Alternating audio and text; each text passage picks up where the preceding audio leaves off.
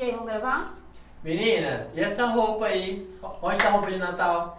Oxe, mas aqui hoje a gente vai falar sobre o Evangelho de Lucas e Mateus. E além do mais, aqui você não tá conseguindo ler que tá escrito Novo Testamento? É isso. Então tá bom. Então vamos lá? Olá, compactos! Olá, pessoal que acompanha o nosso canal. Saímos do Halloween, caímos direto no Natal. E como vocês já sabem, eu sou uma pessoa bastante temática. E para o vídeo de hoje, eu selecionei um tema que é um tema que vocês vão ver a exaustão no Natal, além do Papai Noel, é claro, que é o tema da natividade. Então, solta o Natal Rock aí pra gente poder ver esse vídeo, produção.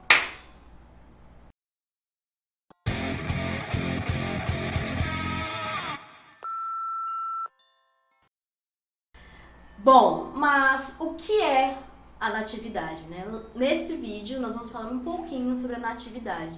A natividade, ela é um tema da arte cristã, da arte sacra. Assim como as Madonas, assim como a Anunciação, são temas tratados desde o período paleocristão até os dias de hoje dentro da arte sacra. Então são passagens da vida de Jesus Christ, ok? A natividade, o que é? É exatamente aquele momento do nascimento do bebê Jesus, de Baby Jesus, tá? Então aquela cena clássica que é muito observada em presépios é uma cena da natividade. E essa cena ela vai ser tratada durante vários anos, desde o século IV, né? A gente mais pra frente vai tratar sobre isso, até os dias de hoje, das mais variadas maneiras.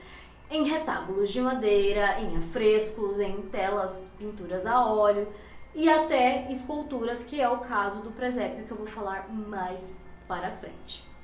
Tá, mas quando surge essa questão da natividade, essa representação? Ela vai surgir ali junto nos primeiros anos de culto cristão. A gente vai citar ali o século IV, no momento em que os cristãos ainda não poderiam serem cristãos, não poderiam exercer o seu culto. Então, essa cena de natividade, assim como a cena das Madonas, inclusive, nós já tratamos sobre esse assunto, né, sobre as Madonas, num vídeo do canal Compact. Então, eu vou deixar aqui no card, aliás, o editor vai pôr, né, pra gente, né, Pedro? Sim. Pra vocês darem uma visualização legal pra gente aí, que é um vídeo bem legal, que rolou uma produção bem grande, então vale a pena lá conferir. Bom, a natividade, ela meio que se mistura com a questão das Madonas, porque vai ter ali o bebê Jesus e vai ter Maria também, mas ela é uma cena específica, é aquela cena, né, em que Maria acabou de dar à luz ao bebê Jesus, num local meio simples. O bebê Jesus está na manjedoura, tem José, né? Mas assim, da onde surgiu isso? A gente já falou que surgiu ali no século IV, a imagem produzida. Mas de onde vem, né, essa história? Vem da Bíblia, claro, mas principalmente dos evangelhos de Lucas e de Mateus, tá? O evangelho de Lucas, assim, simplificando, ele é mais simples, ele é mais assim, Maria não estava ali fugindo, ela foi ali visitar a sogra, a família do boy ali em Belém, então ela foi, né, ali dar aquele passeio ali, inclusive porque esse final de ano, para outras culturas, essa data, próximo do solstício de verão, ou aqui no hemisfério sul, né, mais próximo dessa data, tem outros significados, enfim. Já no Evangelho de Mateus, é um babado mais forte, tem o Herodes ali correndo atrás, né, matando tudo quanto era bebê, né, tem violência na Bíblia, tem muita violência. Tem a estrela guia, tem os 3 reis magos, tem os presentes. Então, assim, tem representações dos 2 evangelhos, mas o de Mateus ali ficou mais pop, né, ficou mais popular. E já que eu estava falando do século IV, ali, que é quando começa a aparecer essas ilustrações da Natividade. Quando eu falo ilustração, é a organização imagética dessa cena, né? A gente pode citar ali uma catacumba, né? Um sarcófago ali em Milão, no século IV, onde tem um baixo relevo, vocês podem acompanhar aí na imagem, e ali nesse baixo relevo já tá, né, aquela imagem, né, que tem duas figuras adultas e a figura do bebê no meio. Aquela figura assim, que vai se repetir muito, que parece um croquetezinho, que parece um charutinho, que na real é bebê Jesus, tá? Saindo ali da arte paleocristã, nós vamos para a arte bizantina. A arte bizantina eu vou fazer apenas um comentário geral, porque, né, senão o vídeo fica muito longo e a gente tem outras imagens para ver. Mas, basicamente, a gente vai ter essa cena de natividade ali em afrescos e também em mosaicos, né? A arte bizantina vai ficar ali bem famosa pelos mosaicos e vai ter algumas pitadas de arte oriental em algumas cores e como os elementos vão ser colocados. Mas eu não vou me estender tanto, vamos passar para a parte ocidental já, indo para a arte românica. Então, passando para a pintura românica, nós vamos observar aí esse afresco, esse painel aí pintado na igreja de Santa Maria de Avià, em Barcelona, na Espanha. E aí tem alguns elementos que eu gostaria de chamar a atenção, mas aí são coisas da arte mesmo, da pintura. Primeiro a gente vai observar as cores, né? Que aí tem poucas cores e tal, né, gente? Uma época aí difícil, o pigmento é caro, né? Então, né, ali usando só as cores primárias, né? E vamos olhar nos elementos gráficos, né? Porque a arte medieval, até chegando ali no final da arte gótica, ela é bastante gráfica, tá? Então, vocês vão observar nas imagens, tem vários pedacinhos, né, do tema natividade, mas aquela parte que vai aparecer nos presépios, ela tá bem do ladinho ali na imagem, em cima, na parte superior, né? Tem Maria ali, bebê charutinho também, né? Bebê croquete. E eu vou chamar atenção para a questão das auréolas, né? Uma auréola, se a gente vê essas representações mais atuais, ela é um anel ali em cima da cabeça, né? Mas se a gente observar a pintura, não é assim que está, não é mesmo? Essa auréola aí é uma questão, é uma imagem bem característica, um desenho bem característico da arte medieval mesmo, que na verdade parece, né, muito mais um arco do que um anel, né, um círculo, né? E como estão colocadas as imagens, né, dentro deste painel, dessa pintura, que lembra um pouco a organização de uma história em quadrinhos, né? E a gente tem que lembrar que essa arte, assim como a arte egípcia, ela tem um caráter o quê? Simbólico. Então ela não tem que ser naturalista, né? Ela tem que informar, ela tem que educar os fiéis ali, passando pela natividade, por essa temática. E aí, dando um salto aí para a arte gótica, a gente pode exaltar várias pinturas de vários artistas que têm a natividade como tema, porém, eu gostaria de exaltar um vitral, porque os vitrais ficaram, né, bem famosos aí na arte gótica, né, na arte medieval, e gótico lembra vitral. Então tem um vitral que tem uma cena de natividade.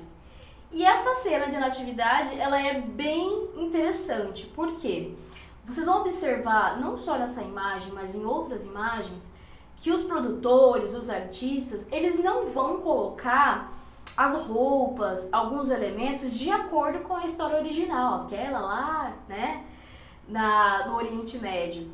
Vai ser uma coisa assim mais parecida com a realidade europeia da época mesmo, né? Então, se você observar nessa imagem, a Maria não tá no chão, né, no chão de palha. Ela tá numa cama, uma cama até luxuosa até pro momento descrito nos evangelhos de Lucas e Mateus, né? Essa imagem que vocês estão vendo então do vitral gótico é uma imagem da Basílica de Saint-Denis em Paris, esse vitral gótico.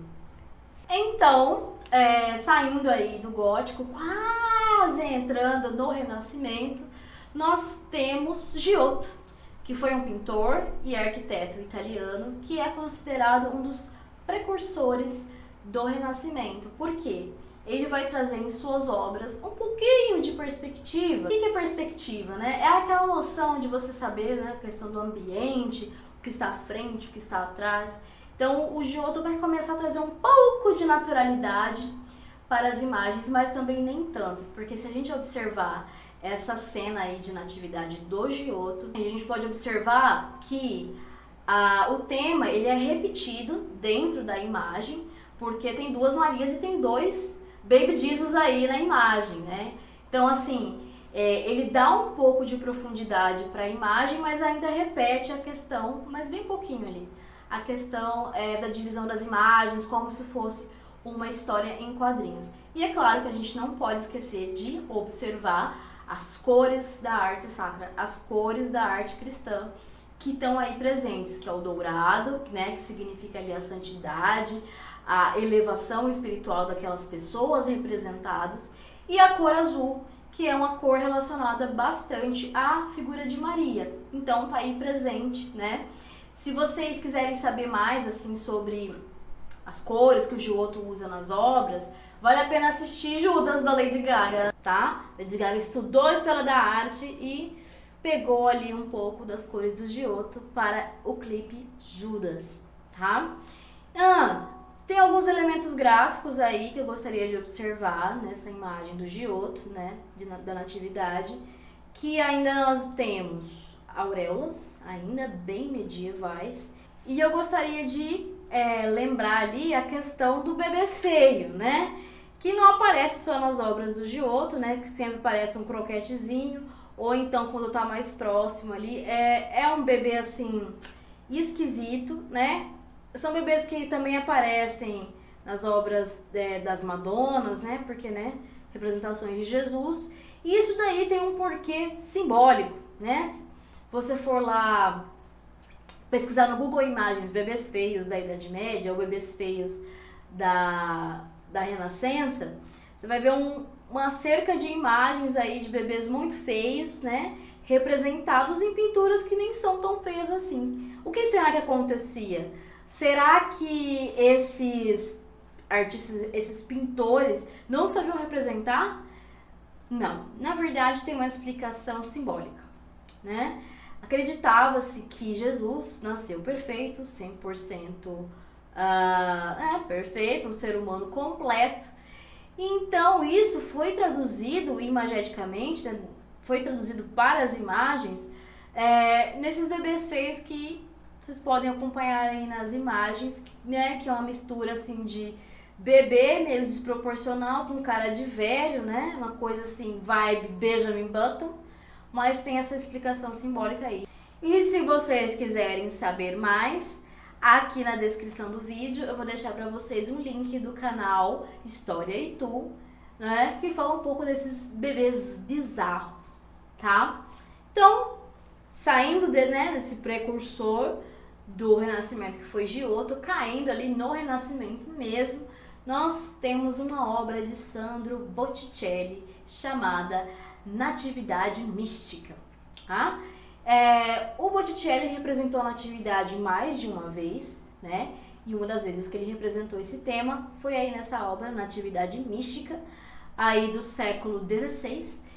E essa imagem é bem característica do Sandro Botticelli. Para quem não lembra, o Botticelli produziu aquela imagem, o Nascimento da Vênus, né? Aquela imagem bem icônica do Renascimento, da Vênus saindo da concha, né? E como um bom pintor italiano, ele também representou a Natividade, porém aos seus moldes, né? Ele traz aí uns elementos gregos, né, da arte clássica, que é um dos conceitos, né, do Renascimento, aí, esse retorno, essa volta. E esse elemento aí grego vai aparecer na forma que os anjos estão representados, né, de maneira mais colorida, na questão das vestes, né, na organização dos personagens em cena. Porém, a gente ainda tem ali uma questão medieval que ainda está aparecendo ali mesmo numa pintura renascentista, que é a representação do céu. E quando eu falo céu, não é a questão física mesmo, é o céu, o paraíso, né? Representação do paraíso, de onde estão vindo os anjos, né? E esses anjos estão saindo de uma abertura, né? Como se fosse uma abóbada celeste. Algo bastante representado na pintura medieval. Gente, a história da arte está aí sendo escrita até hoje, e esse tema, dentro da arte sacra, da arte cristã, ele ainda é executado. Então, assim, eu poderia, né, 5 horas de vídeo só mostrando imagens da cena da Natividade para vocês. Tem várias obras do Barroco, o próprio Caravaggio representou cenas da Natividade, mas eu gostaria de lembrar vocês da questão que mais chega próximo de nós, que é o presépio, né? Às vezes a gente não tem uma imagem, uma pintura, né, um painel de uma cena da Natividade, mas nós temos contato com essa cena através dos presépios, né? Bom, mas quando surgiu a questão do presépio, essa organização aí? Primeiramente, ele surgiu ali no século XIII com o frade São Francisco de Assis, tá? Ele fez uma viagem ao Oriente Médio e no retorno, observando algumas cidades da Itália ali, ele teve uma ideia de encenar a cena da Natividade, né? Ali a arte, né, no caso as artes cênicas, servindo para a educação do povo, né? No caso da educação para as histórias cristãs, certo? Então a ideia do presépio ele surge dessa ideia de encenação de teatro ao ar livre, né? Utilizando a própria cidade. Por isso que até hoje alguns presépios até mostram cidades europeias de fundo e não assim aquele estábulo, né? Tem vários tipos de presépios e um desses tipos de presépios é esse presépio que tem como fundo ruínas de uma cidade ou mesmo uma cidade, né? Vocês acompanharam aí nas pinturas que às vezes não, muitas vezes a imagem original de onde surgiu a história não é representada. O que é representado mesmo é o local e a época que foi produzido a pintura ou, no caso, nós estamos falando do presépio, quando foi construído o presépio. E a questão da escultura? Bom, os presépios, né, hoje em dia, além dessas encenações, existem os presépios, né, físicos mesmo, né, produzidos com argila e os seus mais diversos materiais. E quando nós temos várias esculturas juntas, nós temos uma alegoria. Muito bem, um conjunto de esculturas ali servindo para uma narrativa é chamada de alegoria. Muito bem? E aí, como exemplo, eu trouxe para vocês um presépio lá na cidade de Lisboa, em Portugal, que foi construído no século XVIII, tá? Que tem uma influência barroca. Vocês vão observar aí nas imagens que tem muitos personagens, são 480 personagens, e foi um presépio que foram utilizados vários materiais, incluindo argila, no caso terracota, e demorou aí uma média de 6 anos para ser executado. Foi feito aí pelo artista Machado de Castro, fica na Basílica de Estrela, em Lisboa, Portugal. Mas cada país tem o seu presépio, né? E na Itália é um tipo de presépio, em Portugal vai ser outro, na Espanha vai ser outro, no Brasil vai ser outro, e você tem que lembrar que tem que colocar recado para o editor, tem que colocar a imagem do cachorro dentro né, da manjedoura, né, que é a representação do Brasil aí no presépio, tá? Então, esse foi mais um vídeo, nosso vídeo final do ano de 2020. Espero que vocês tenham gostado.